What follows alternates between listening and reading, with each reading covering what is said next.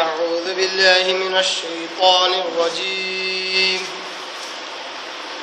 بسم الله الرحمن الرحيم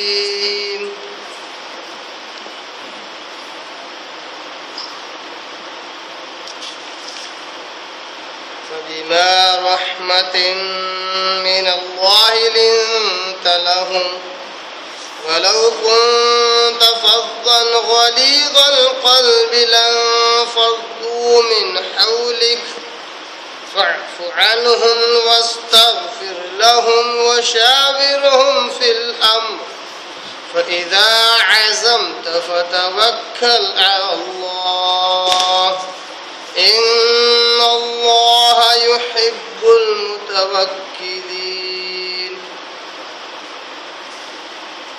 صدق الله العظيم نحمد ونصلي على رسوله الكريم اما بعد تمام قسم کی حمد و ثنا تعریف کبریائی بڑائی اسے اللہ وحدہ لا شریک کے لیے لائق اور زیبا ہے جو ساری کائنات کا خالق مالک میرا اور آپ کا مربی ہے اسے اللہ کے لیے ساری تعریف ہے جو غفور ہے غفار ہے کریم ہے ستار ہے بعد اس کے آپ کے میرے آقا دو جہاں کے سردار سردار الانبیاء پر کروڑا کروڑ انگنت بے شمار درود و سلام صلی اللہ علی محمد وآلہ وسلم۔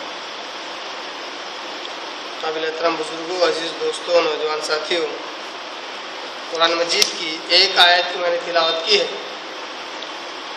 اور یہ وہی آیت ہے جس پر پچھلے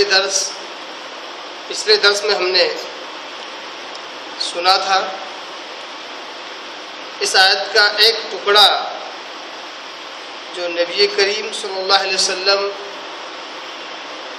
کے اخلاق کے تعلق سے ان کے رحمت کے تعلق سے تھا اس کے تعلق سے ہم نے سن لیا۔ اس کے بعد کے اور تین ٹکڑے ہیں اس آیت کے، انشاءاللہ آج ہم اس کو سنیں گے۔ آئیے سب سے پہلے اس آیت کا لفظی ترجمہ ایک بار سے رکھوں اور پچھلے درس میں جو چیز ہم نے سنی اس کا ایک بار اعادہ آپ کا کرتا ہوں تاکہ آنے والی باتیں مزید سمجھ میں آ جائیں۔ جس آیت کو تلاوت کی یہ چوتھے پارے کی سورہ آل عمران سورہ نمبر 3 رکوع نمبر 17 کی آیت نمبر 159 ہے 159۔ اللہ تعالیٰ کہتا ہے فَبِمَا رَحْمَةٍ مِّنَ اللَّهِ لِنتَ لَهُمْ، لہذا اللہ کی رحمت کی وجہ سے، اللہ کی رحمت کے باعث اے محمد صلی اللہ علیہ وسلم آپ ان لوگوں کے لیے بڑے ہی رحم دل ہیں، بڑے ہی نرم مزاج ہے آپ ان لوگوں کے لیے۔ وَلَوْ كُنْتَ فَظًّا غَلِيظَ الْقَلْبِ، اگر آپ بد زبان ہوتے، سخت زبان ہوتے اور سخت دل کے ہوتے آپ، لَانفَضُّوا مِنْ حَوْلِكَ، تو یہ جو صحابہ جو آپ کے اطراف جمع ہیں آپ کی اس بد اخلاقی کی وجہ سے یا بد زبانی کی وجہ سے یا سخت دلی کی وجہ سے آپ کے پاس سے لوگ بھاگ جاتے۔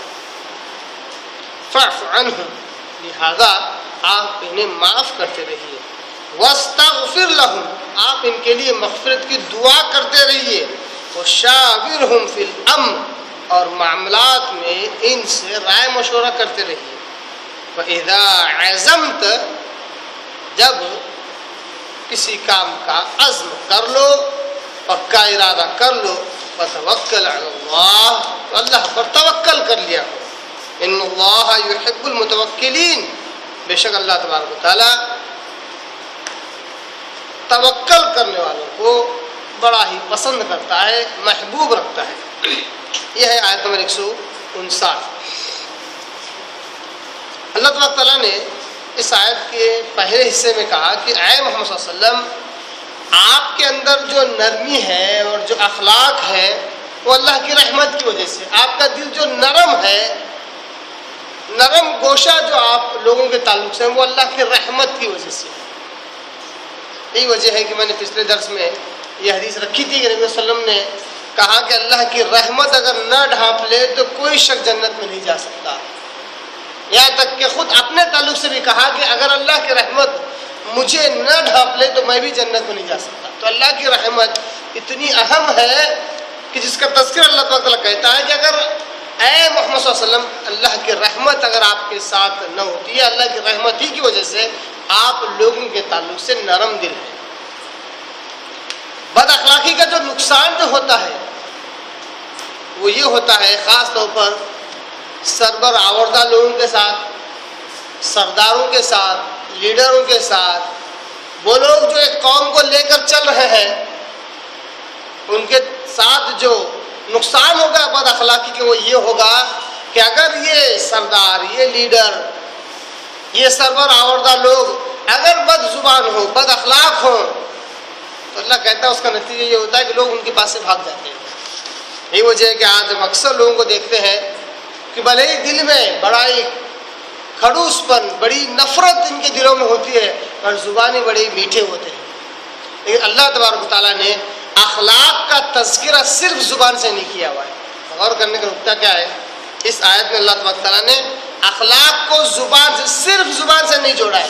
زبان ایک حصہ ہے اخلاق کو ظاہر کرنے کا، جس طرح دل ایک حصہ ہے. اصل اخلاق پیوند ہوتے ہیں، پیوست ہوتے ہیں کہاں پر؟ دل میں.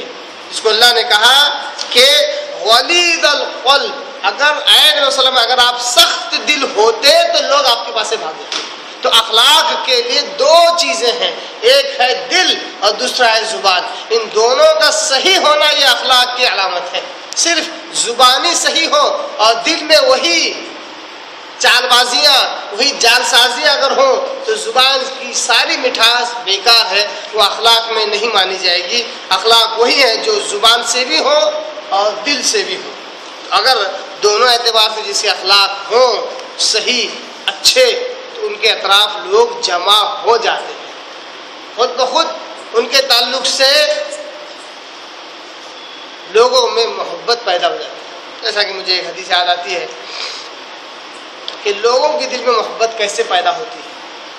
نبی صلی اللہ علیہ وسلم نے کہا کہ ایک بندہ، نوافل کی فضیلت میں یہ حدیث آئی ہے نفل عبادتوں کے تعلق سے. آپ صلی اللہ علیہ وسلم کہتے ہیں کہ ایک بندہ اللہ کی عبادت کرتا رہتا ہے، اتنا نوافل ادا کرتا ہے کہ اللہ تبارک و تعالیٰ اس سے محبت کرنے لگتا ہے، یہاں تک کہ اپنے پاس کے عرش کے پاس کے فرشتوں میں اللہ تعالیٰ اعلان کرتا ہے. صحیح بخاری کی حدیث ہے، اعلان کرتا ہے کہ اے میرے فرشتوں، میں فلاں بندے سے محبت رکھتا ہوں، لہذا تم بھی اس سے محبت رکھو. اللہ تعالیٰ فرشتوں کو حکم دے رہا ہے کہ تم بھی اس سے محبت رکھو. یہاں تک کہ اس آسمان والے فرشتے نیچے والے آسمان والے فرشتوں میں اعلان کرتے اور کہتے ہیں کہ اے فرشتوں، اللہ تبارک تعالیٰ فلاں بندے سے محبت کرتا ہے، ہم بھی فلاں بندے سے محبت کرتے، تم بھی اس بندے سے محبت کرو. یہاں تک کہ یہ انفارمیشن، یہ اللہ کا حکم آسمان در آسمان نیچے آتا جاتا ہے. ہر آسمان والے فرشتے نیچے آسمان والے فرشتے میں اعلان کرتے ہیں.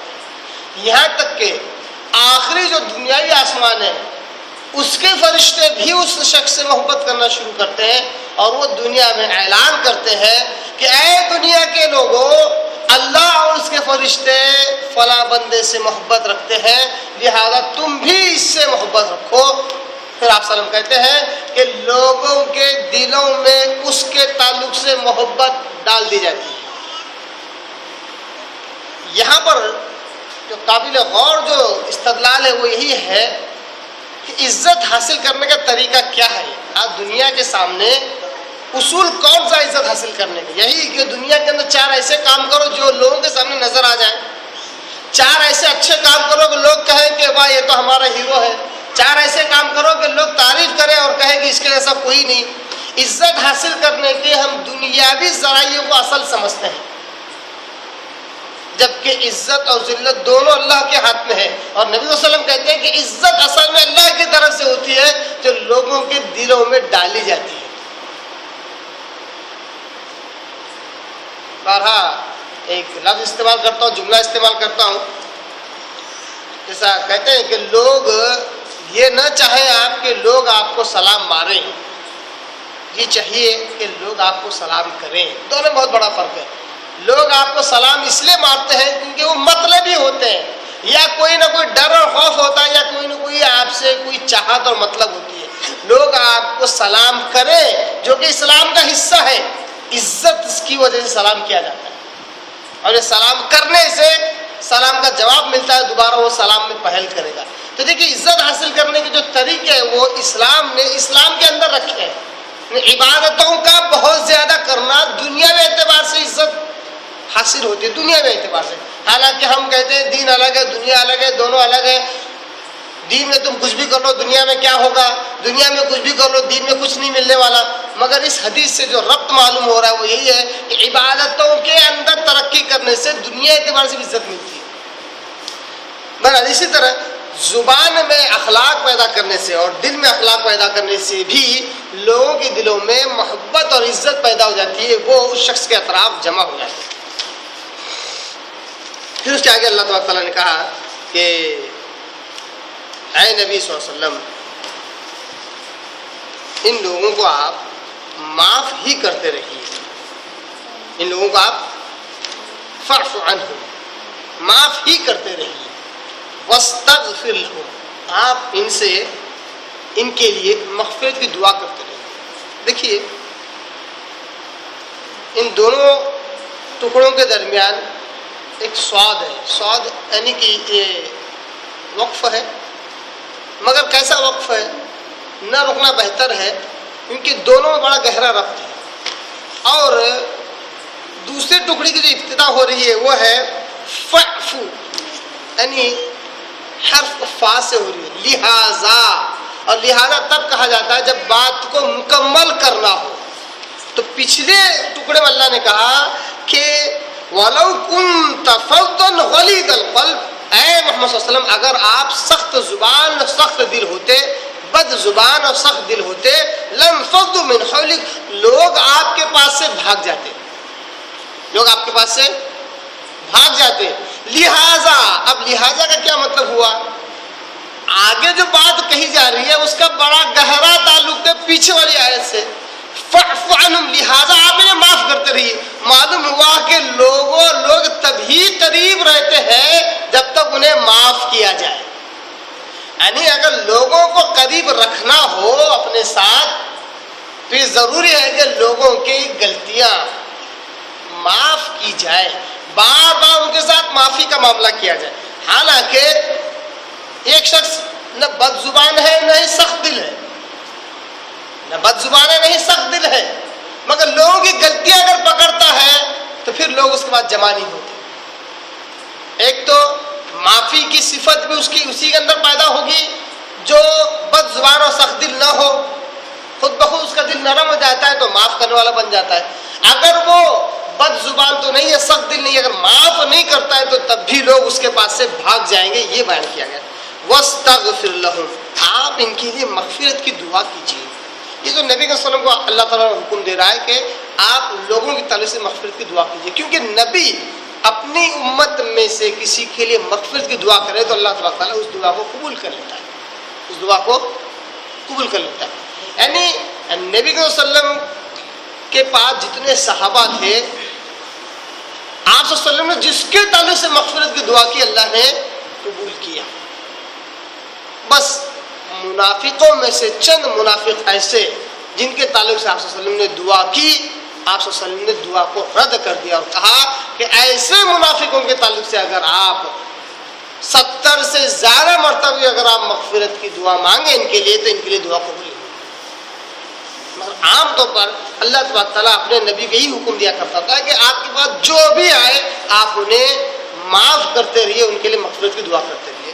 جیسا کہ بے شمار دلائل سیرت سے ہمیں ملتے ہیں کہ آپ صلی اللہ علیہ وسلم جب جنگ کا اعلان کرتے، جہاد کے لیے نکلنے کا اعلان کرتے، تو جو لوگ بھی جہاد پر تیار ہوتے جہاد کو جاتے، جب جہاد مکمل ہو کر آتے تو منافقین اس وقت آپ صلی اللہ علیہ وسلم کے پاس حاضر ہوتے اور اپنے عذر پیش کرتے، کہتے کہ اللہ کے رسول میرے گھر میں فلاں مسئلہ تھا جس کی وجہ سے میں جہاد میں حاضر نہیں ہو سکا، آپ صلی اللہ علیہ وسلم سنتے اور کہتے جاؤ اللہ معاف کرے، اللہ تمہاری مغفرت کرے۔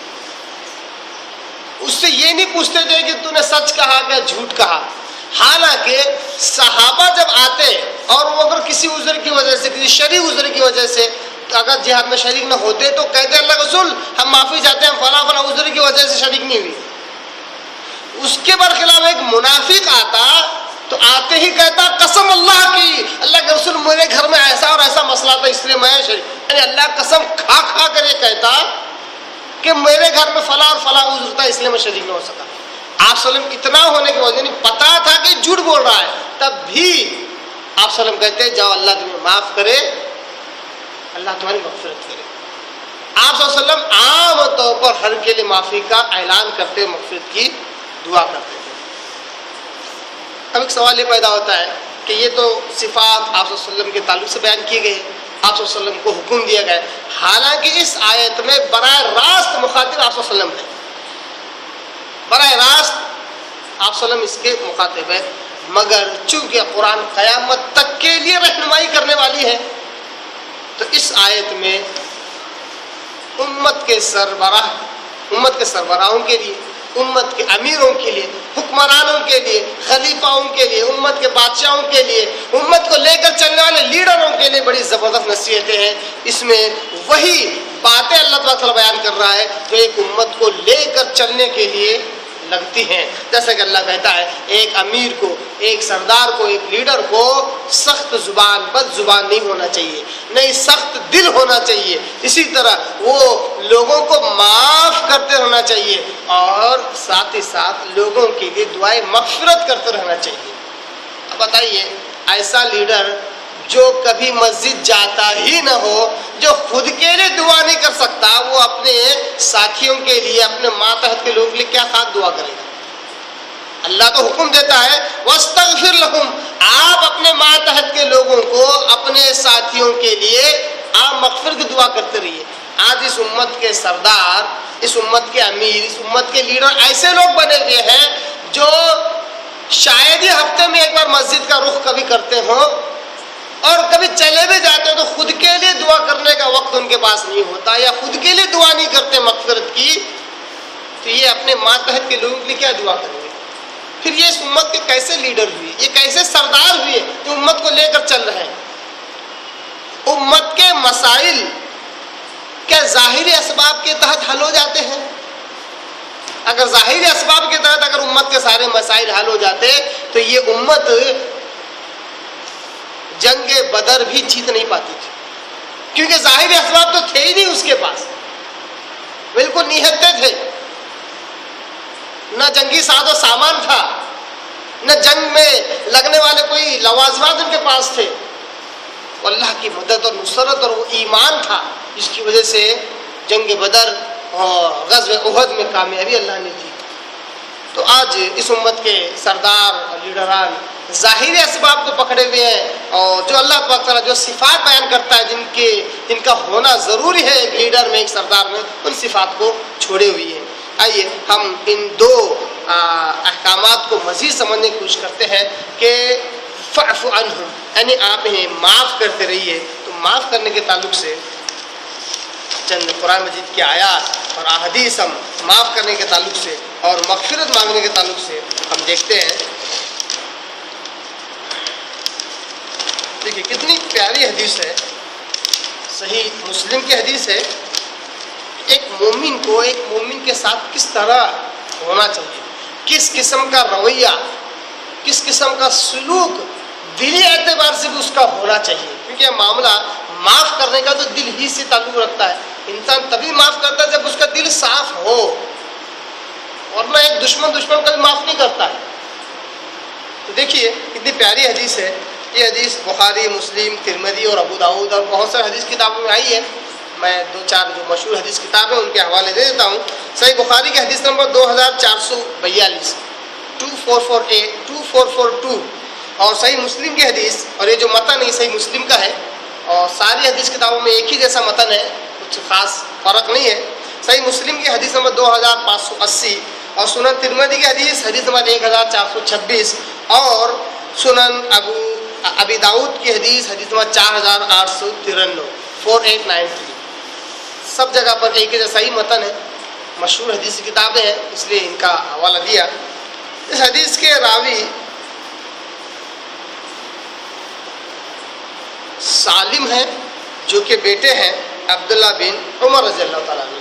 دیکھو کہ عبداللہ بن عمر رضی اللہ عنہ اس حدیث کے آخری راوی ہے، صحابی ہے، ان کے بیٹے سالم وہ کہتے ہیں کہ ان عبداللہ ابن عمر رضی اللہ تعالیٰ عنہ اخبرہ، وہ کہتے ہیں کہ مجھ سے میرے والد نے اس طرح روایت کیا، انہوں نے کہا مجھے خبر دی ان رسول اللہ صلی اللہ علیہ وسلم قال کہ آپ صلی اللہ علیہ وسلم نے کہا المسلم اخو المسلم، مسلم جو ہے وہ بھائی ہوتا ہے دوسرے مسلم کا، المسلم اخو المسلم، ایک مسلمان دوسرے مسلمان کا بھائی ہوتا ہے۔ یہ بھائی کا کیا مطلب ہے؟ ظاہر سی بات ہے کسی خونی رشتے کا تذکرہ نہیں ہو رہا ہے، ایک دینی رشتے کا تذکرہ، دینی اعتبار سے وہ بھائی ہے۔ گویا کہ جب نبی کریم صلی اللہ علیہ وسلم نے اللہ کی شریعت کے مطابق مسلمان کو مسلمان کا بھائی قرار دیا تو ایک مسلمان سے چاہے وہ کتنا بھی حقیر کیوں نہ نظر آئے اس کو، اس سے ویسی محبت کرنی چاہیے جس طرح ایک اپنا سگا بھائی ہوتا ہے۔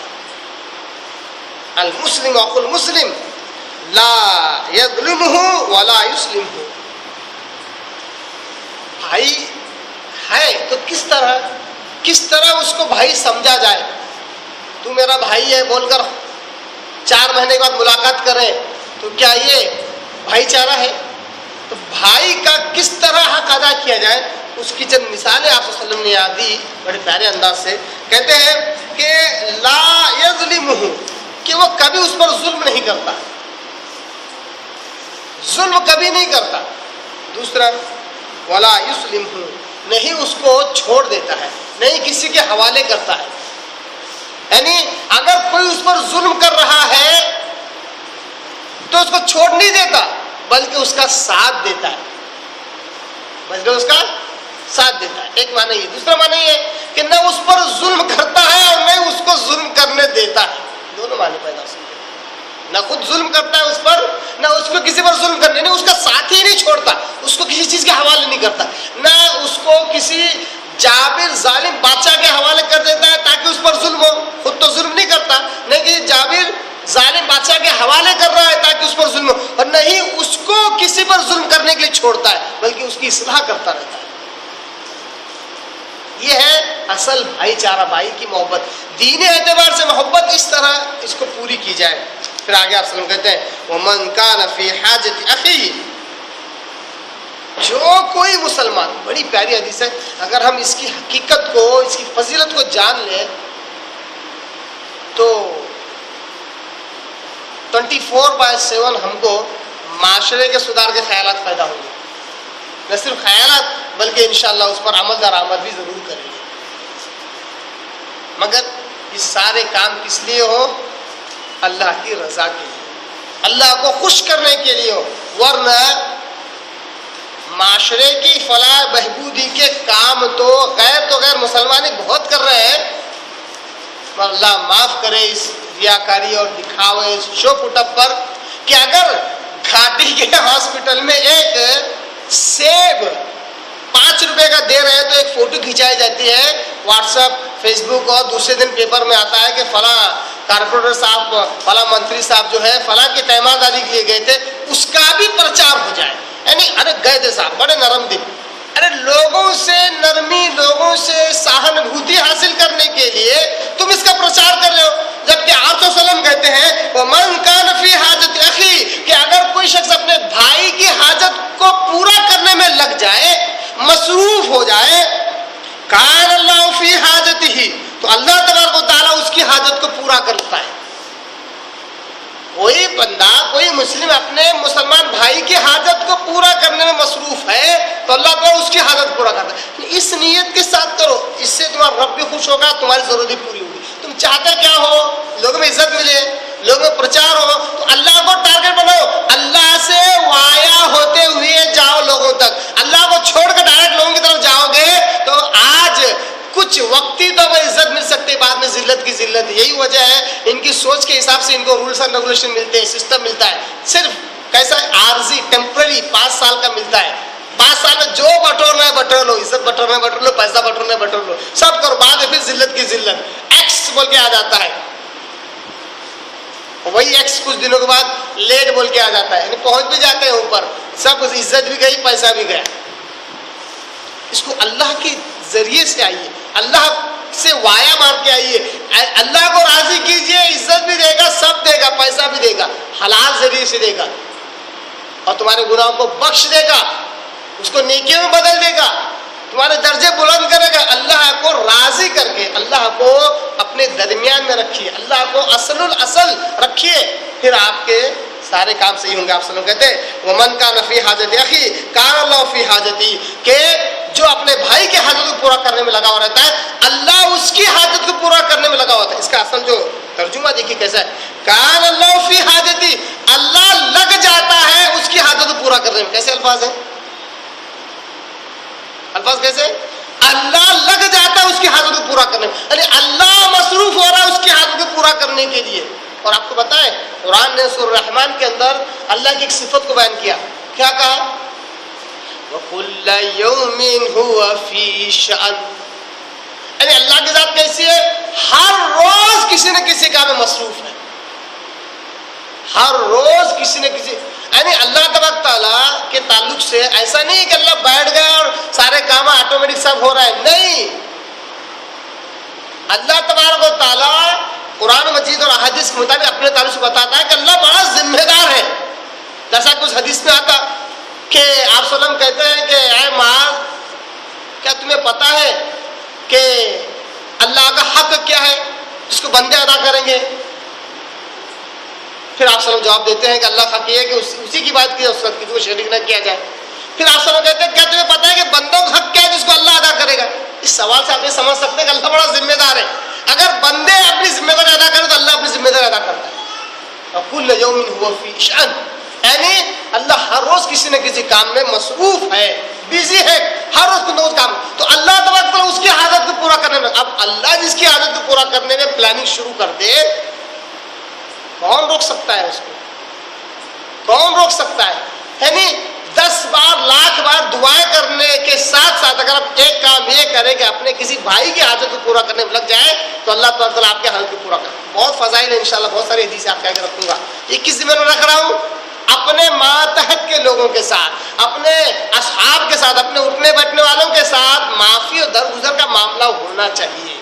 اس میں سے ایک چیز کیا ہے؟ معاف کرنا اور مغفرت کی دعائیں کرتے رہنا. آگے حدیث میں آپ صلی اللہ علیہ وسلم کہتے ہیں وَمَنْ فَرَّجَ عَنْ مُسْلِمٍ قُرْبَةً،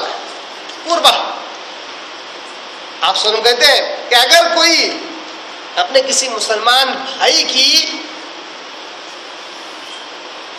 قربت، کرب اور تکلیف کو دور کر دے، اس کی مصیبت کو اگر دور کرنا، ایک میں تھا ضرورت کو پورا کرنا اور ایک ہے مصیبت آئی ہوئی اس کو دور کرنا، مصیبت کو دور کر دے، فرج اللہ عنہ قربۃ من قربات یوم القیامہ، یعنی دنیاوی اعتبار سے ایک مسلمان دوسرے مسلمان کی مصیبت کو دور کرتا تو اللہ تبارک تعالیٰ حشر کے میدان میں قیامت میں اس کی مصیبتوں میں سے ایک مصیبت کو دور کر دیتا ہے. یعنی ایک تو دنیاوی فائدہ ہے پہلی والے ٹکڑے میں، اور اس والے ٹکڑے میں اخروی فائدہ ہے کہ آخرت کے مصیبتوں میں سے اللہ تعالیٰ اس کی مصیبتیں دور کر دیتا ہے. ومن ستر مسلما سترہ اللہ یوم القیامہ، جو مسلمان اپنے مسلمان بھائی کی پردہ پوشی کرتا ہے، ستر پوشی کرتا ہے، اس کے عیبوں کو چھپاتا ہے، جانتے ہوئے بھی ان کو لوگوں کے آگے بیان نہیں کرتا تاکہ اس کو بدنام کرے یا اس کو ذلیل کرے، تو آپ سب کہتے ہیں سترہ اللہ یوم القیامہ، اللہ تبارک تعالیٰ قیامت کے دن اس کی پردہ پوشی کرے گا. یقیناً ایک مسلمان اگر دوسرے مسلمان کی پردہ پوشی نہ کرے، اس کے عیبوں کو بیان کرے، تو وہ بہت ہوگا تو 10 20 ہزار 1 کروڑ لوگوں تک اپنی بات پہنچائے گا. اگر حشر کے میدان میں اگر اس کی پردہ پوشی نہ ہو تو آدم علیہ السلام سے لے کر آخری انسان تک سب کے سب موجود ہوں گے، سب کے سب ایک جیسا دیکھ رہے ہوں گے، ایک جیسا سن رہے ہوں گے، ان کے آگے اس کی ساری عیبیں کھلیں گی تو کیا حال ہوگا اس کا، کتنی ذلت اور رسوائی ہوگی.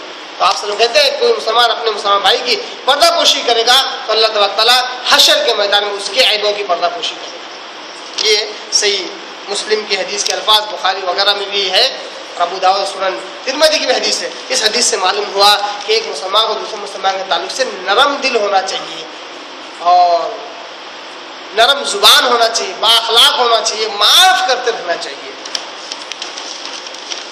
اس کے بعد کا جو ٹکڑا ہے اللہ تعالیٰ کہتا ہے وَاسْتَغْفِرْ لَهُمْ، آپ ان کے لیے مغفرت کی دعا کیجیے. دعا کرتے رہیے مغفرت کی، اللہ معاف کرتا ہے. اس کے تعلق سے چلیے چند آیتیں ہم دیکھ لیتے ہیں. سب سے پہلی آیت ہے سورہ حشر، اس کی آیت نمبر 9 اور 10. دو آیتیں دیکھیے، بڑی پیاری آیتیں ہیں، تفسیری آیتیں ہیں، مگر ان آیتوں میں جو آیت نمبر 10 ہے وہ اصل ہماری اس آیت کی مزید تشریح اور تفسیر بیان کرتی ہے، اس لیے میں نے لیا ہے. ورنہ اصل یہ تفسیری آیتیں ہیں، اس کے پیچھے بہت ساری احادیث، بہت ساری آیتیں ہیں، شان نزول ہے اس کا وغیرہ وغیرہ. اللہ تعالیٰ کہتا ہے سورہ حشر کی آیت نمبر 9 میں والذین تبوؤا الدار والایمان من قبلہم، بے شک وہ لوگ جو مدینہ میں آئے، ایمان میں داخل ہوئے، من قبلہم، ان سے پہلے. کن سے پہلے؟ آیت نمبر 8 میں اللہ تبارک تعالیٰ نے مہاجرین کا تذکرہ کیا، مہاجرین کا تذکرہ کیا. من قبل، مہاجر سے پہلے جو لوگ مدینہ میں آئے اور ایمان میں داخل ہوئے.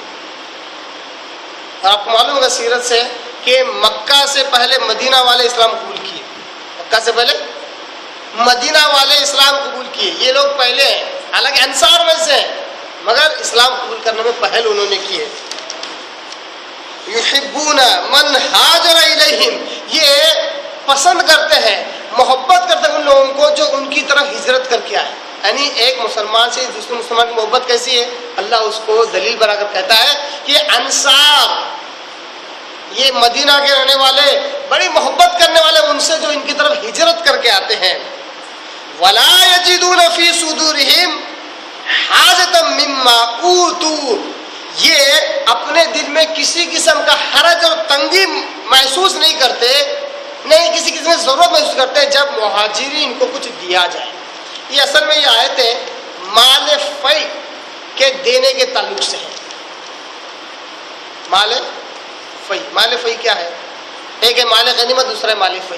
مال غنیمت وہ ہے کہ لڑائی کی جائے، جنگ کی جائے، پھر جو مال آئے وہ مال غنیمت. مال فی کیا ہے؟ جس میں کسی قسم لڑائی کرنے کی نوبت ہی نہ آئے، وہ کیا ہے؟ مال فی. تو مال فی کس طرح بانٹا جائے، کس طرح تقسیم کی جائے، وہ اللہ تعالیٰ بیان کر رہا ہے. 3 قسم کے لوگوں کو درجہ و درجہ اللہ نے بیان کیا، کہا کہ ان کو دینا چاہیے. تو آیت نمبر 8 میں مہاجرین کا تذکرہ کیا، کہا کہ انہیں دیا جائے. اور آیت نمبر 9 میں اللہ تعالیٰ کس کا تذکرہ کر رہا ہے؟ انصار کا تذکرہ کر رہا ہے، انصار کی تعریف کر رہا ہے، انصاری صحابہ کی تعریف کرتا ہے. کہتا ہے کہ یہ پہلے ایمان لانے والوں میں سے اور مہاجرین سے بڑی محبت رکھنے والے ہیں. ان کے دلوں میں کسی قسم کا حرج اور کینہ کپٹ نہیں ہوتا ہے مہاجرین کے تعلق سے اگر انہیں کچھ دیا جائے. یعنی مال فی میں سے اگر مہاجرین کو زیادہ دیا جائے تو انہیں تکلیف نہیں دی، انہیں کیوں زیادہ دیا اور ہمیں کیوں کم دیا. وَيُؤْثِرُونَ عَلَىٰ أَنفُسِهِمْ، زبردست صفات ہے. میں کہتا ہوں یہ صفات مسلمانوں میں آنی چاہیے، تب جا کے دل نرم ہوگا. وَيُؤْثِرُونَ عَلَىٰ أَنفُسِهِمْ، یہ اپنے آپ اور انہیں ترجیح دیتے ہیں. کنہیں؟ مہاجرین کو ترجیح دیتے ہیں. وَلَوْ كَانَ بِهِمْ خَصَاصَةٌ، یعنی چاہے یہ خود کتنے بھی محتاج کیوں نہ ہو، یہ خود محتاج ہے، کسی چیز کے حاجت مند ہے، تب بھی اگر ان سے پوچھا جائے کہ کیا مہاجرین کو دیا جائے تو خوشی خوشی کہتے ہیں کہ آپ انہیں دیجئے. وَلَوْ كَانَ بِهِمْ خَصَاصَةٌ، ان کی خود کی سخت ضرورت تب بھی اپنے آپ پر انہیں ترجیح دیتے ہیں. اس لیے اللہ نے زبردست انعام کے طور پر، میڈل کے طور پر اللہ نے یہ کہہ دیا وَمَن يُوقَ شُحَّ نَفْسِهِ فَأُولَٰئِكَ هُمُ الْمُفْلِحُونَ، بے شک جو نفس کے بخل سے بچا لیا گیا وہ کامیاب ہو گیا. صحابہ کی تعریف میں اپنے انصاری صحابہ کے تعلق سے، مدینہ کے رہنے والے صحابہ کے تعلق سے کہ یہ نفس کے بخل سے بچا لیے گئے، یہ کامیاب ہونے والے ہیں. اس کے ذریعے سے قیامت تک آنے والے انسانوں کو اللہ نے کہہ دیا کہ اگر تم لوگ بھی نفس کے بخل سے اگر بچا لیے گئے تو تم کامیاب ہو گئے. وَمَن یوق شح نفسہ فاولئک هم المفلحون. یہ آیت نمبر 9 میں نے اس لیے پڑھی تاکہ آیت نمبر 10 سمجھ میں آ جائے کہ یہ تفسیری آیت ہے، مال فی کے تعلق سے ہے. اب اصل آیت نمبر 10 میں اللہ کہتا ہے والذین جاءوا من بعدہم. اب یہ تیسرے قسم کے لوگ ہیں، مہاجر ہو گئے، انصار ہو گئے. اب اس میں تذکرہ ہو رہا ہے، تعریف ہو رہی ہے ان کی. کن کی؟ آپ کی اور میری. آپ کی اور میری تعریف ہو رہی ہے. صحابہ کے بعد جتنے بھی لوگ آئے قیامت تک ان کی تعریف ہو رہی ہے. کیا انداز ہے دیکھیے، والذین جاءوا من بعدہم، اور پھر انہیں دیا جائے مال فی میں سے حصہ جو ان کے بعد آئے، یعنی تابعین، تبع تابعین رحمہ اللہ، اور قیامت تک کے ایمان والے. اب قیامت تک کے ایمان والوں کو مال فی میں سے حصہ ملے گا، یا وہ فضیلت کے حقدار اللہ کی نگاہ میں کرم والے کیسے، عزت والے کیسے؟ ایسے ہی نہیں کہ ان کے بعد پیدا ہو گئے تو عزت مل گئی، بلکہ آگے اللہ کہتا ہے یقولون، وہ کہتے ہیں، کیا کہتے ہیں؟ ربنا اغفر لنا، اے اللہ تو ہماری مغفرت فرما. کس کے لیے دعا کر رہے ہیں؟ خود کے لیے، خود کے لیے ہے نا، خود کے لیے. اور قرآن کیا حکم دیتا ہے؟ واستغفر لهم. اے نبی صلی اللہ علیہ وسلم آپ لوگوں کے لیے دعائیں مغفرت کرو، ہے نا. دعا یعنی آپ صلی اللہ علیہ وسلم اپنے لیے دعا مغفرت کرتے ہی تھے، لوگوں کے لیے بھی کرتے تھے. تو ایک سردار کے لیے، ایک لیڈر کے لیے کیا ہونا چاہیے؟ خود بھی دعائیں مغفرت کرے اور دوسرے کے لیے بھی دعائیں مغفرت کرتا رہے، ان کے لیے دعائیں خیر کرتا رہے. دلیل دیکھیے، ربنا اغفر لنا، سب سے پہلے دعا کی اللہ ہمارے گناہوں کو بخش دے، ہماری مغفرت فرما. ولاخواننا، اور ہمارے بھائیوں کی بھی مغفرت فرما، جو ہم سے پہلے ہیں ان کی بھی تو مغفرت فرما. ولاخواننا الذین سبقونا بالایمان، اللہ تو ان کی بھی مغفرت فرما جو ایمان میں ہم پر سبقت لے گئے، یعنی جو ہم سے پہلے جو لوگ ایمان لے آئے اللہ تو ان کی مغفرت. یہ دعا تابعین، تبع تابعین کے لیے بھی تھی، یا بعد میں جو لوگ بھی ایمان لے آئے. آیت نمبر 9 اور 10 میں جن کا تذکرہ ہونے کے بعد، یعنی مہاجر اور انصار کا، آیت نمبر 8 اور 9 میں جن کا تذکرہ ہونے کے بعد جو بھی لوگ ایمان لائے ان کی بات ہو رہی ہے. قیامت تک جو بھی ایمان والا رہے گا ان کی بات ہو رہی ہے کہ وہ کہتے ہیں کہ اللہ ہمارے گناہ کی مغفرت فرما. وہ سبقوا الذین سبقونا بالایمان، جو ہم سے پہلے جو ایمان میں سبقت لا لیے. ولا تجعل فی قلوبنا غلا للذین آمنوا. کیسی دعا کرتے ہیں؟ کہتے ہیں کہ اللہ ہمارے دلوں میں کسی قسم کا بغض، کسی قسم کی کجی نہ ڈال ہمارے ان بھائیوں کے تعلق سے جو ہم سے پہلے ایمان لے آئے. معلوم ہوا کہ اصل مال فی کے حقدار وہ ہے جو صحابہ سے محبت رکھنے والے ہو، کیونکہ تابعین، تبع تابعین میں جو بھی ہو اگر وہ صحابہ کی تعظیم و تکریم نہیں کرتا، صحابہ سے محبت نہیں رکھتا، صحابہ کے لیے دعائیں مغفرت نہیں کرتا، تو اس کو مال فی میں حصہ ہی نہیں، مال فی میں سے حصہ ہی نہیں. یہاں تک کہ بعض علماء نے کہا جو صحابہ کی تعظیم و تکریم نہیں کرتا، ان کے ساتھ بغض اور عناد کا تعلق رکھتا ہے، انہیں گالیاں دیتا ہے، وہ ایمان والا ہی نہیں ہے، کیونکہ تذکرہ پوری طرح ایمان والوں کا ہو رہا ہے.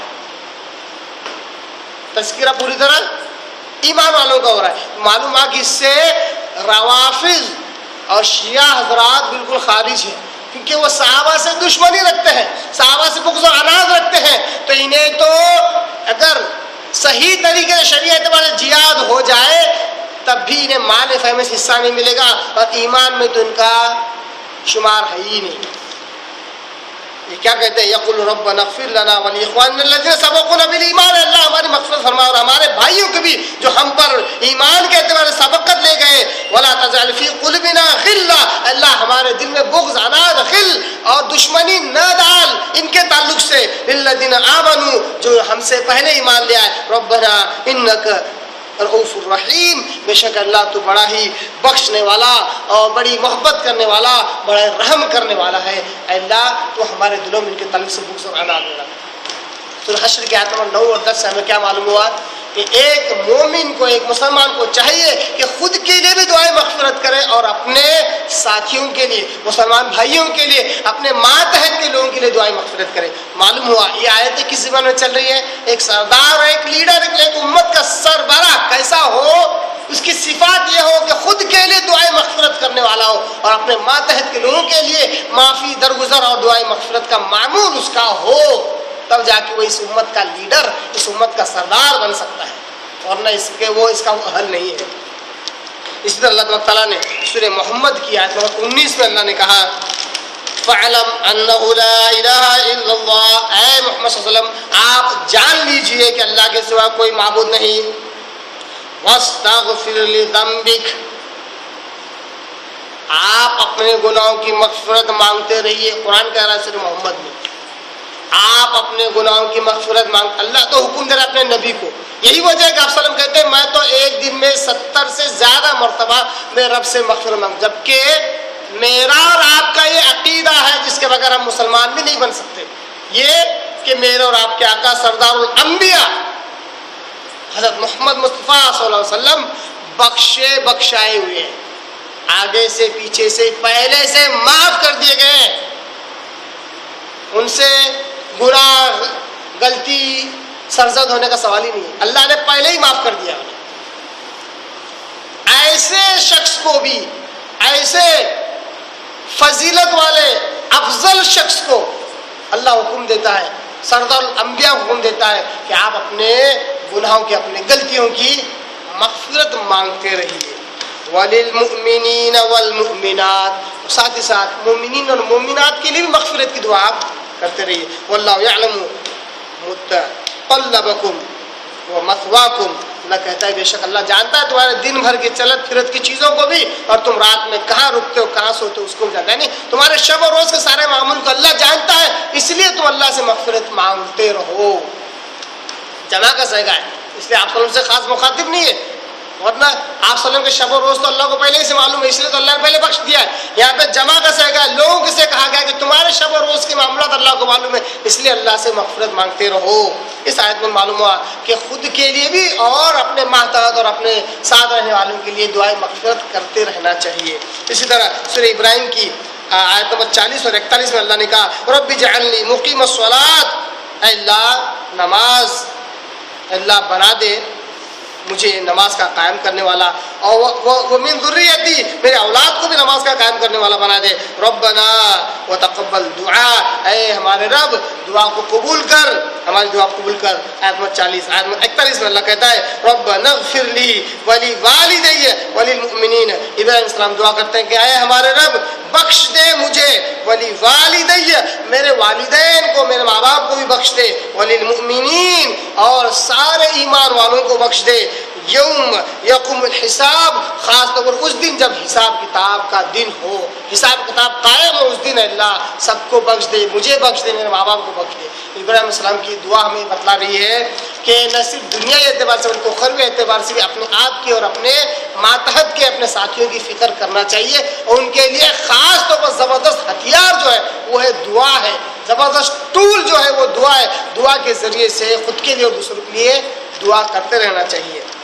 ये तीनों आयतें इस बात की दलील है कि अपने आप के लिए और दूसरों के लिए दुआ करना चाहिए। एक और ज़बरदस्त दलील हम देखते हैं, एक और हदीस देखते हैं, सही मुस्लिम की हदीस नंबर 2732 2732। आखिर दुआ करने का फ़ायदा क्या है? ये हदीस को मैंने पिछले दर्स में रखा था, मगर सिर्फ इसका मफ़हूम आपके आगे रखा था। आइए आज अरबी मतन के साथ वो हदीस रखता हूँ, सही मुस्लिम की हदीस। लोगों के लिए दुआ करने का फ़ायदा क्या है? ठीक है, उनकी मदद के लिए निकलो तो अल्लाह हमारी मदद कर रहा है, उनकी मुसीबत दूर करे तो अल्लाह ताला क़यामत में हमारी मुसीबत दूर कर रहा है। लोगों के लिए उनके पीठ के पीछे दुआ करने का फ़ायदा क्या है? सही मुस्लिम की हदीस, हदीस नंबर 2732 2732। इस हदीस के रावी अबू दरदा रज़ियल्लाहु ताला अन्हु, वो कहते हैं इन्नन नबी सल्लल्लाहु अलैहि वसल्लम कान यक़ूल, बेशक अल्लाह के वसल्लम कहा करते थे, कहते थे दअवतुल मर्इल मुस्लिम لأخيه بظهر الغیب مستجابہ. کیا کہتے ہیں آپ صلی اللہ علیہ وسلم؟ بڑے پیارے الفاظ ہیں، ایک دم وزنی الفاظ. آپ صلی اللہ علیہ وسلم کہتے ہیں دعوت المرء المسلم، ایک مسلمان مرد کی دعا. بات سمجھا سب آگے؟ ایک مسلمان کی دعا لأخی، اپنے بھائی کے لیے. کب؟ بظہر الغیب، اس کے پیٹھ کے پیچھے دعا کرنا. خاص طور پر کیسی ہے؟ مستجابہ، قبول کی گئی دعا ہے. کیسی دعا ہے؟ Already accepted. ایک بھائی کے لیے، مسلمان بھائی اپنے دوسرے مسلمان بھائی کے لیے دعا کرتا ہے، اے اللہ میرے فلاں بھائی کی مصیبت کو دور کر دے. ایکسیپٹڈ، پہلے سے قبول کی ہوئی دعا ہے. لوگ بڑے ترستے ہیں، مرتے ہیں ایسی دعا کے لیے جو دعائیں مستجاب ہو. بولتے ہیں دعائیں مستجاب بتائیے کون سی ہے؟ ارے یہ مستجاب دعا ہے. اپنے بھائی کے لیے اس کے پیٹھ کے پیچھے دعا کرو، فوراً دعا قبول جاتی ہے. دلیل کیا ہے؟ آگے آپ بیان کرتے ہیں. عند رأسہ ملک، آپ کہتے ہیں اس کے سر کے پاس ایک فرشتہ ہوتا ہے، کھڑا ہوتا ہے. عند رأسہ ملک موکل، کیسا فرشتہ وہ؟ اسی کے ساتھ لگا دیا گیا ہے. وہ موکل، ہم بولتے ہیں نا ارے موکل، ارے موکل مطلب ساتھ میں لگایا تو اللہ کی طرف سے ہے. ہاں موکل بول کے جن کو موکل مت بناؤ. یہ فرشتہ تو اللہ نے لگایا ہوا ہے. کائے کے لیے؟ ایک تو انسان کے ساتھ لگا ہوا ہے، اور خاص اس دعا کے لیے. اللہ کے اتنے فرشتے کہ ہم گن نہیں سکتے کہ کون کس کام کے لیے مصروف ہے. اس حدیث میں آیا کہ ایک فرشتہ ہے جو لگایا گیا ہے خاص اس لیے کہ دعا کے لیے. عند رأسہ ملک موکل، ایک فرشتہ اس کے سر کے پاس موکل ہوتا ہے، ہمیشہ کام پہ لگا ہوا ہوتا ہے. کلما دعا، جب بھی وہ دعا کرتا ہے، لأخیہ، اپنے بھائی کے لیے، بخیر، اچھی دعا، بھلائی کی دعا، قال الملک الموکل بہ، تو اس پر وہ موکل فرشتہ کیا کہتا ہے؟ آمین. وَلَكَ بِمِثْلِ، پہلے کہتا ہے آمین، یعنی جو تو نے اپنے بھائی کے لیے دعا کی اللہ اس کو قبول کرے. سوچو فرشتہ آمین کہہ رہا ہے. ہم تو صرف فاتحہ میں آمین اس لیے کہہ رہا کہ فرشتوں سے آمین ہو جائے تو ہماری مغفرت ہو جائے. فرشتوں کا آمین کہنا ہمارے لیے باعث اثر ہے، اثر پیدا ہو جاتا ہے. یہاں پر بھی تو ہے، اپنے بھائی کے پیٹھ کے پیچھے دعا کرنے پر فرشتہ کہتا ہے آمین، اللہ اس کو قبول کر. یہ تو ہو ہی گیا نا. آگے وَلَكَ بِمِثْلِ، ویسی ہی ہو، ویسا ہی ہو تیرے لیے جیسا تو نے اس کے لیے مانگا. یعنی جو تو نے اس کے لیے مانگا وہ چیز تجھے بھی ملے. بعض حدیثوں میں تو بعض روایتوں میں بھی آیا کہ پہلا تجھے وہ چیز ملے پھر بعد میں تیرے بھائی کو ملے. البتہ فرشتہ سب سے پہلے دعا کرتا ہے دعا کرنے والے کے لیے کہ اللہ تو پہلے اس کو دے. یہ ہے فضیلت اس بات کی کہ اپنے بھائی کے پیٹھ کے پیچھے دعا کرنا یہ اصل میں محبت کی علامت ہے. ورنہ صاحب دعا کیجیے، اللہ آسان کر جاؤ، صاحب دعا کیجیے اللہ آپ کی مصیبت کو دور کرے. آج تو لوگ بیٹھے رہے بابا بن کے، آتا ہے جا اچھی طرح کلیان ہو جائے، جا تیرا خیر ہو جائے، بھلا ہو جائے. منہ پہ دعائیں. اپنے بھائی بہن کے پیٹھ کے پیچھے دعا کیجیے، سب سے پہلے تمہارا بھلا ہو جائے گا، تمہارا کلیان ہو جائے گا، کسی کا ہو یا نہ ہو. پیٹھ کے پیچھے دعا کرنے کی بڑی فضیلت ہے کہ فرشتہ خود دعا کرنے والے کے لیے آمین کہتا ہے اور اس کے لیے دعا کرتا ہے. فرشتہ دعا کر رہا ہے یا تو انسان دعا کر رہا ہے انسان کے لیے، فرشتہ انسان کے دعا کرتا ہے اور کہتا ہے وَلَكَ مِثْلُ، تیرے لیے وہی ہو، مل جائے تجھے وہی جو تو اس کے لیے مانگ رہا ہے. ان ساری حدیثوں سے اور آیتوں سے جو بات معلوم ہوتی ہے وہ یہ کہ دعائیں مغفرت کرتے رہنا چاہیے اپنے بھائیوں کے لیے اور اپنے دوست احباب کے لیے، اپنے ماتحت کے لوگوں کے لیے. دعا اور دعائیں مغفرت دونوں کرتے رہنا چاہیے. ہمیں یہ دو باتیں اس سے معلوم ہوئی. اس کے آگے اللہ تبارک تعالیٰ کہتا ہے، کہ وَشَاوِرْهُمْ فِي الْأَمْرِ، بڑا اہم ٹکڑا ہے، کافی تفصیل اس کو چاہیے. انشاءاللہ ایک نچوڑ کے ساتھ اس بات کو میں آپ کے آگے رکھوں گا. وَشَاوِرْهُمْ فِي الْأَمْرِ، اور قرآن میں پہلی مرتبہ یہ حکم آ رہا ہے جہاں تک میرا علم ہے.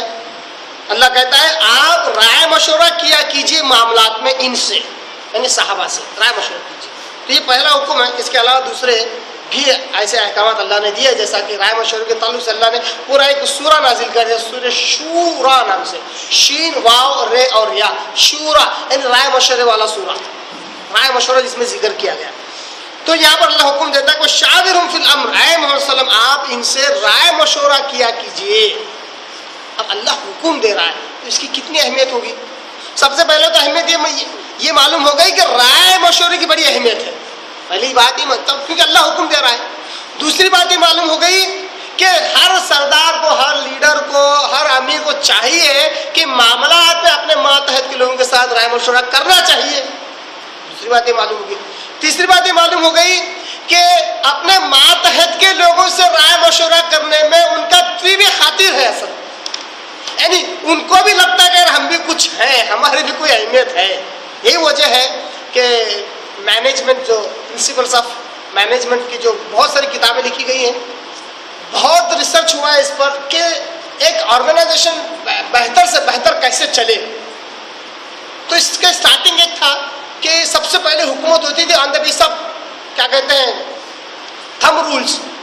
تھم رولز مطلب یہ ہے کہ جو باس کہتا وہی ہوتا، جسٹ لائک اے مونوپولی، کسی سے کوئی رائے مشورہ نہیں ہوتا۔ پھر اس میں بہت ساری تبدیلی آتے اب لوگوں نے یہ کہا کہ سب سے اچھا آرگنائزیشن جو چل سکتا ہے وہ یہ ہے کہ ایک ورکر اور فورمین سے بھی پوچھے کہ کیا ہونا چاہیے کمپنی کی بھلائی کے لیے، تو وہ سب سے اچھا آرگنائزیشن ہے۔ یہ رول نکالا گیا۔ کیا رول نکالا گیا؟ سب سے کم تر اگر کوئی شخص ہے اس سے بھی رائے مشورہ کیا جائے، اس سے بھی اوپینین لی جائے، اس سے بھی جو ہے باتیں پوچھی جائے کہ کمپنی کا آرگنائزیشن کیسے اچھے سے اچھا چلے۔ یہ پرنسپل آف مینجمنٹ میں بات آتی ہے۔ اللہ بھی تو یہی کہتا ہے کہ اپنے ماتحت کے لوگوں سے رائے مشورہ کرو تاکہ انہیں بھی سمجھ میں آ جائے کہ ان کی بھی کوئی اہمیت ہے۔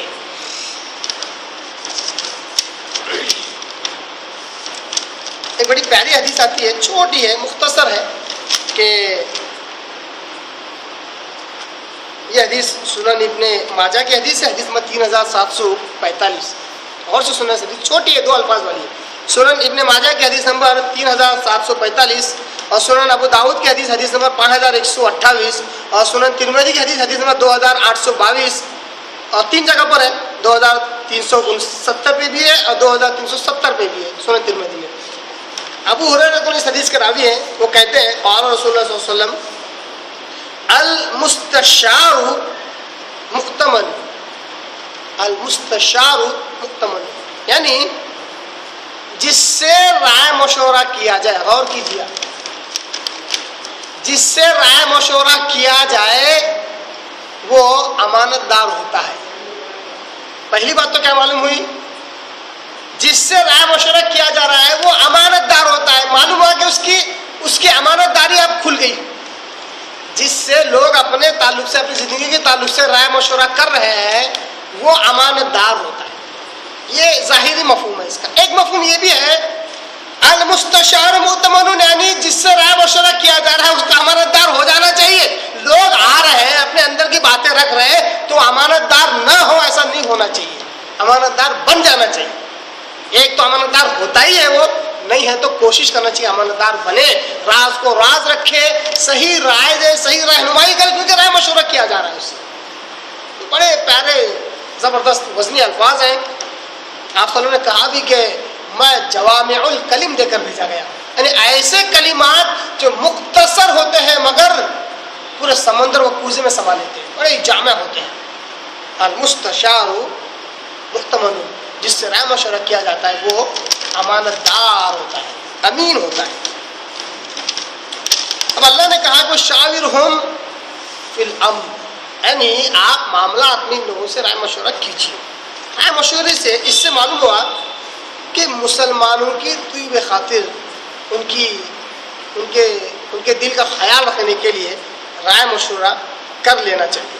تو اس آیت سے مشاورت کی اہمیت معلوم ہوتی ہے، رائے مشورہ کرنے کی اہمیت معلوم ہوتی ہے، اس کی افادیت معلوم ہوتی ہے، اس کا فائدہ سمجھ میں آ رہا ہے، اور اس کی ضرورت اور مشروعیت معلوم ہوتی ہے اور ثابت ہو جاتی ہے۔ ضرورت کتنی ہے اس کی۔ ابھی جو مشاورت کا جو حکم ہے بعض کے نزدیک فرض ہے، بعض کے نزدیک مستحب ہے۔ بہرحال اللہ نے حکم دیا کہ رائے مشورہ معاملات میں کرنا چاہیے، امور میں، معاملاتی امور میں رائے مشورہ کرنا چاہیے۔ اس آیت سے ایک بات یہ معلوم ہوئی کہ خاص طور پر حکمرانوں کے لیے یہ ضروری ہے کہ وہ علماء سے ایسے معاملات میں مشورہ کرے جن کا علم ان کے پاس نہیں ہوتا۔ یہ حاکم ہوتا ہے، ضروری نہیں کہ ہر چیز کا علم اس کے پاس ہو، تو حکمرانوں کو چاہیے کہ وہ علماء سے رائے مشورہ کرے اس چیز کے تعلق سے جس کے پاس علم نہیں ہے، خاص طور پر شرعی احکامات کے معاملے میں، اور ایسے امور جہاں پر شریعت کا دخل ہوتا ہے وہاں پر علماء سے رائے مشورہ کرنا چاہیے۔ یہی وجہ ہے کہ آج وہی حکومتیں کامیاب ہیں جن کے حاکم، ان کے مشیر علماء ہیں، دین کا علم رکھنے والے ہیں، وہی حکومت آج کامیاب ہے۔ ایسے اگر حاکم بنے جو خود کے بل بوتے پر ساری چیزیں چلانا چاہتے ہیں تو بہت جلد وہ ترقی کے بجائے تنزلی کا شکار ہو جاتے ہیں۔ اسی طرح فوج کے سربراہوں کو بھی چاہیے کہ فوجی معاملات میں سربر آوردہ لوگوں سے یا کیا کہتے ہیں فوج کے ان سپاہیوں سے رائے مشورہ کیا جائے تاکہ جنگ اور جہاد میں آسانی پیدا ہو۔ اسی طرح قوم کے سربر آوردہ لوگ، سردار لوگ یا قوم کو لے کر چلنے والے لوگوں کو بھی چاہیے کہ وہ عوام سے مصالحتی اعتبار سے رائے مشورہ کیا جائے، اپنے ماتحت کے لوگوں سے بھی رائے مشورہ کیا جائے۔ اسی طرح جو ہے ایک حاکم کو، ایک سردار کو، ایک خلیفہ کو یہ چاہیے کہ عوام سے بھی رائے مشورہ کرے، الگ الگ علاقاتی اعتبار سے ان سے خبریں لے، ان سے باتیں سنے، اس کے مطابق ان سے رائے مشورہ کرے اور اس کے مطابق احکامات جاری کرے۔ تو اس سے معلوم ہوا کہ رائے مشورہ کرنا چاہیے، رائے مشورے کی بڑی اہمیت اسلام نے جتائی ہے۔ اس سے ایک بات معلوم ہوئی کہ کوئی بھی معاملہ اگر ہم کر رہے ہوں، معاملے کی جب باری آئے، یعنی کسی کام کے شروعات کی جب باری آئے، تو امیر کو چاہیے کہ وہ اپنے ساتھیوں کے ساتھ رائے مشورہ کرے، پھر طے کرے، اپنی عقل سے سارے فیصلے نہ لے، اپنی عقل سے سارے فیصلے۔ اس سے تو یہ معلوم ہوا کہ اپنے ماتحت کے لوگوں سے رائے مشورہ کرنا چاہیے اور اپنے عقل سے فیصلے نہیں کرنا چاہیے، رائے مشورے کے بعد فیصلہ کرنا چاہیے۔ جیسا کہ ابھی ہم نے غزوہ احد کے معاملات میں دیکھا، آپ صلی اللہ علیہ وسلم نے صحابہ سے رائے مشورہ کیا، حالانکہ سردار الانبیاء اس وقت کے بادشاہوں کے بادشاہ تھے، پھر بھی رائے مشورہ کیسے کر رہے ہیں؟ صحابہ سے پوچھ رہے ہیں کہ ہمیں جنگ مدینہ میں رہ کر کرنا ہے مدینہ کے باہر؟ اکثر صحابہ نے یہ رائے دی کہ مدینہ کے باہر جا کر کرنا چاہیے، اسی رائے کو قبول کیا، صحابہ کی رائے قبول کیا اور چلے۔ مگر یہ جو فیصلات آپ صلی اللہ علیہ وسلم کا وہ اکثریت اور اقلیت کی بنیاد پر نہیں تھا، بلکہ ایز اے امیر، ایک امیر ہونے کے حیثیت سے آپ صلی اللہ علیہ وسلم نے فیصلہ لیا تھا کہ باہر جا کر کرنا چاہیے۔ تو معلوم ہوا کہ امیر جو فیصلہ کرے گا وہ اپنے مطابق کرے گا، اکثریت اور اقلیت کی بنیاد پر نہیں کرے گا، رائے مشورہ ضرور لے گا۔ رائے مشورے سے جہاں دو راستے اب تک معلوم تھے، 4 راستے اور کھل جاتے ہیں، جس سے سوچنے سمجھنے کی صلاحیت بڑھ جاتی ہے۔ اسی لیے اللہ تبارک تعالیٰ نے، آپ غور کر سکتے ہیں اس آیت میں کہ اللہ تبارک تعالیٰ نے کہا وَشَاوِرْهُمْ فِي الْأَمْرِ، اے محمد صلی اللہ علیہ وسلم آپ لوگوں سے اس تعلق سے مشورہ کیجئے، معاملات میں آپ لوگوں سے رائے مشورہ کیجئے۔ فَإِذَا عَزَمْتَ، جب آپ ارادہ کر لیں، پکا ارادہ کر لیں، فَتَوَكَّلْ عَلَى اللَّهِ، غور کرنے کی بات ہے، آیت میں بڑا اہم نقطہ ہے۔ کیا کہا اللہ نے؟ فَإِذَا عَزَمْتَ، جب آپ پکا ارادہ کر لیں، یعنی معاملہ آ گیا، رائے مشورہ ہو گیا، اب معلوم ہے کہ یہ کام کرنا ہے، اس وقت اللہ نے کہا فَتَوَكَّلْ عَلَى اللَّهِ، اللہ پر بھروسہ کیجئے۔ معلوم ہوا کہ لوگوں کا رائے مشورہ دینا امپورٹنٹ نہیں ہے، اصل ہے اللہ کی ذات۔ اصل کیا ہے؟ تو اللہ کی ذات پر توکل کر کے آگے بڑھا جائے، اللہ کی ذات پر بھروسہ رکھ کے آگے بڑھا جائے، نہ کہ لوگوں کے رائے مشورے کی وجہ سے۔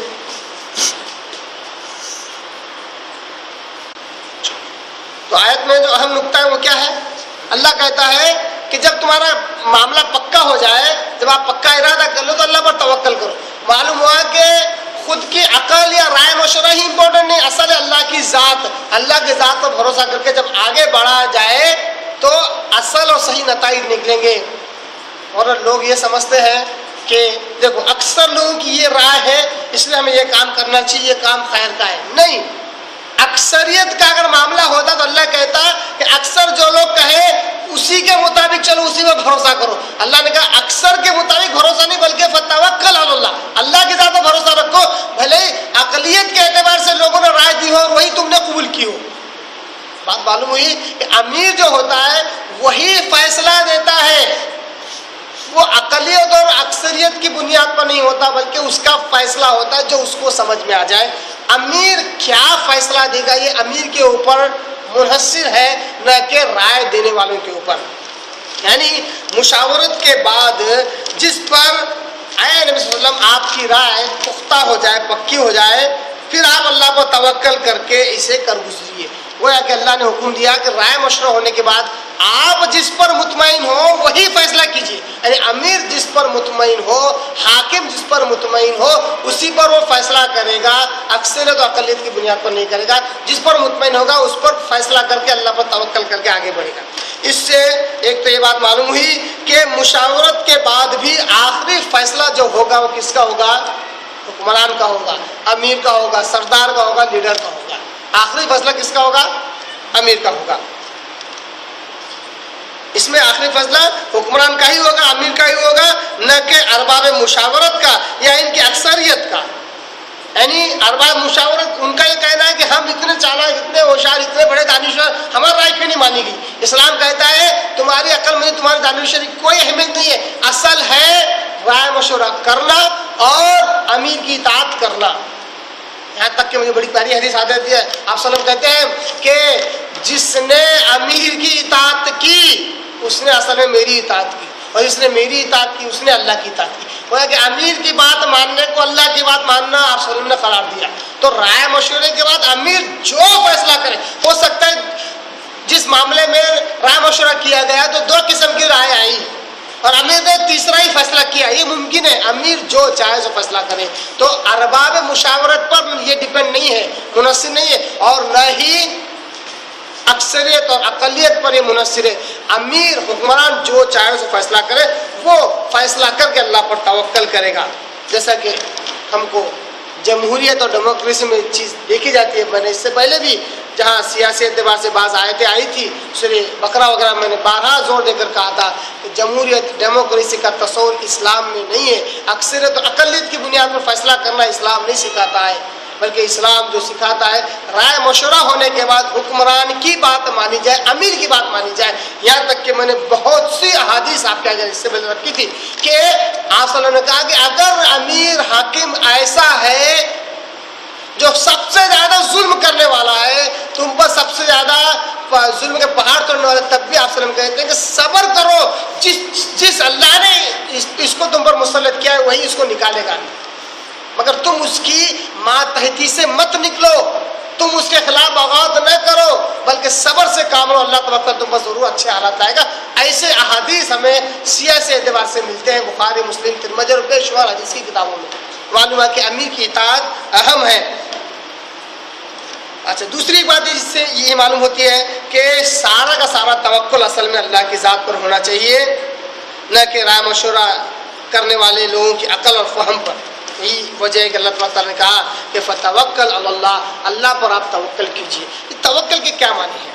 بھروسہ کرنے کے کیا معنی ہے؟ اللہ کی ذات پر توکل کرنے کے معنی یہ ہے کہ انسان رائے مشورہ، عقل مندی، ساری چیزیں، سارا تجربہ ہو جانے کے بعد بھی انجام سے بے پرواہ ہو جائے، انجام اللہ کے ہاتھ میں دے دے اور خود کام پر لگ جائے، اس کو کہتے ہیں توکل۔ اس کو کہتے ہیں توکل۔ توکل یہ نہیں ہے کہ رائے مشورہ کرنے کا ساری پلاننگ آپ تو ایسا ہی ہونا ہے، میں نے پلاننگ ایسی کیا ہوا ہے کہ یہی رزلٹ نکلنا ہے، رزلٹ کو اپنے ہاتھ میں لینا یہ توکل کے خلاف ہے۔ ایسا ہی ہوگا، ایسا ہی ہونا چاہیے، نہیں، شرط کے ساتھ ہم کام نہیں کر سکتے۔ شرط کے بغیر ہم کام کریں اور کہیں کہ رزلٹ نکالنا، نتیجہ نکالنا اللہ کے ہاتھ میں، یہ ہے توکل۔ یعنی انجام سے بے پرواہی ہو، چاہے انجام اچھا ہو یا برا ہو، اللہ کی ذات پر بھروسہ کر لیا، آگے بڑھنا چاہیے۔ یہی وجہ ہے قرآن نے بہت سی جگہ پر اللہ کے تعلق سے کہا کہ وَلِلَّهِ ترجع الامور، یعنی معاملات ہمیشہ اللہ کی طرف رجوع کیے جاتے ہیں. اور ایک جگہ کہا وَلِلَّهِ عاقبۃ الامور، ہر کام کا انجام نکالنا کس کے ہاتھ میں ہے؟ اللہ کے ہاتھ میں ہے. انجام کار اللہ کے ہاتھ میں ہوتا ہے، عاقبت اور رزلٹ اللہ کے ہاتھ میں ہوتا ہے. تو ایک سردار کو، ایک لیڈر کو، ایک حکمران کو چاہیے کہ رائے مشورہ، ساری تجربات، سارا علم کے ساتھ جب اللہ پر توکل کرے تو انجام سے بے پرواہ ہو جائے. انجام چاہے اب کچھ بھی ہو، فیصلہ ہوگا اسی کے مطابق چلا جائے. انجام کا خوف رکھنا، انجام سے ڈرنا یا رزلٹ کو لانے کی جد و جہد میں پاگل ہو جانا یہ مناسب نہیں ہے، بلکہ بے پرواہ ہو کر دل اور دماغ کو ہلکا کر کے منزل کی طرف آگے بڑھا جائے. امید اچھی رکھی جائے کہ انشاءاللہ یہی انجام نکلے گا. اللہ اکبر، ہم نے توکل کیا ہے. تو توکل کے معنی اللہ پر پوری طرح اپنے آپ کو چھوڑ دینے کے معنی ہے. جیسا کہ بہت سارے احادیث آپ صلی اللہ علیہ وسلم کے تعلق سے آتا کہ آپ صلی اللہ علیہ وسلم جب رات میں سویا کرتے تو اس طرح دعا کرتے تھے کہ اللہ میں نے اپنے آپ کو تیرے حوالے کر دیا. کیا دعا کرتے تھے؟ اللہ میں نے اپنے آپ کو تیرے حوالے کر دیا. یہ کہہ کر آپ سویا کرتے. تو اس طرح اپنے آپ کو، اپنے معاملات کو اللہ کے حوالے کر دے اور دل اور دماغ سے خالی ہو جائے، اور جس سڑک پر، جس راستے پر چل رہے ہیں، جس منزل کی طرف چل رہے ہیں، اس کی طرف پورے جوش و خروش کے ساتھ چلا جائے، اچھی امید کے ساتھ، بے خواہش کے ساتھ، چاہے انجام اس کے بعد کچھ بھی ہو. یہ ہے توکل اللہ. اور توکل اللہ کا ایک اور معنی مفہوم یہ ہے کہ سارے دنیاوی ذرائع اور اسباب کا استعمال کیا جائے تاکہ انجام صحیح نکلے، تاکہ جو ہم نے پلان کیا ہے، جو ہم نے تدبیر کی ہے اس کو پورا کیا جائے، جو ہم نے پلاننگ کی ہے اس کو پورا کیا جائے، سارے اسباب اختیار کیے جائے. اسباب کے بغیر یہ کہنا کہ بس اللہ کرنے والا ہے، یہ توکل کے منافی ہے، توکل کے خلاف ہے. جیسا کہ سنن ترمذی کی حدیث ہمارے سامنے ہے کہ ایک صحابی آئے اور کہا کہ اللہ کے رسول میرے پاس اونٹ ہے اور اللہ کی ذات تو اللہ کی ذات ہے، اس کو باندھ دو تب بھی حفاظت کر سکتی ہے، اس کو آزاد چھوڑ دو تب بھی حفاظت کر سکتی ہے، تو اس کو میں باندھ کر اللہ پر توکل کروں یا اس کو آزاد چھوڑ کر اللہ پر توکل کروں؟ تو آپ صلی اللہ علیہ وسلم نے کہا اعقلھا وتوکل، پہلے اس کو باندھ پھر اللہ پر توکل کر. معلوم ہوا کہ ذرائع کا استعمال کرنا چیزوں کی حفاظت کے لیے، پھر اللہ پر توکل کرنا، تب جا کے اللہ کی مدد شامل حال ہوگی. یہ اصل توکل کا مفہوم ہے. یعنی دنیاوی ذرائع سب کچھ لے کر اللہ پر توکل کرنا، سب کا استعمال کر کے پھر اللہ پر توکل کرنا، یہ اصل توکل ہے. اسباب کو چھوڑ کر اللہ پر توکل کرنا یہ توکل نہیں ہے، بلکہ نہ صرف توکل کے منافی بلکہ ایمان کے منافی بھی ہے. اللہ سے دعا کرتا ہوں اللہ تعالیٰ نے قرآن کو صحیح سمجھنے، اس پر عمل کرنے کی توفیق عطا فرمائے. وآخر دعوانا ان الحمد للہ رب العالمین.